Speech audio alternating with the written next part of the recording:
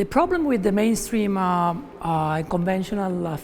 way of framing circular economy is that it's too much focused on technical aspects. So what are the technology and what are the technological solutions that we need to deploy in order to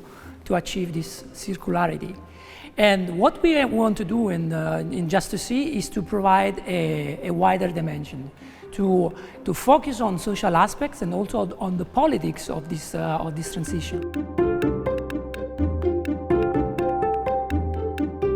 In Just2C, we acknowledge that the global capitalistic production generates and determines an uneven distribution of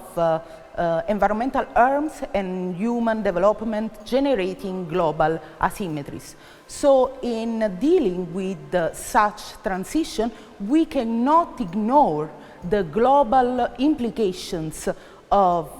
circular economy transition, and neither we can assume that everyone will benefit in the same way from the transition. One of the main problems with the circular economy practices is that sometimes they don't take into consideration the interaction between the south of the world and the north of the world, and also the east-west relations. So we need to put that in the model. So this is what we are doing basically, and eventually the purpose of what we are doing is to provide the policymakers with these tools to allow them to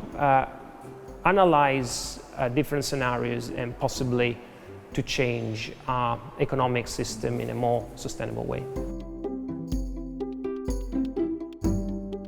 Through the Just2C project, we are aiming to build an ambitious circular economy which can transform people's lives and is something else than just corporate greenwashing.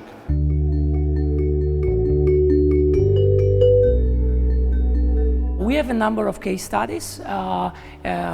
spread between Europe and Africa, and the idea is to develop a data set in which we will be able to understand what are the enablers and the barriers towards a transition to circular economy that also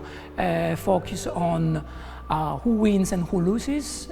during this transition, what are the power relationship between North and South, East and West, and how it's possible to reconstruct and reconfigure the supply chain and the productive system in a way that is not only sustainable, but is also just and fair.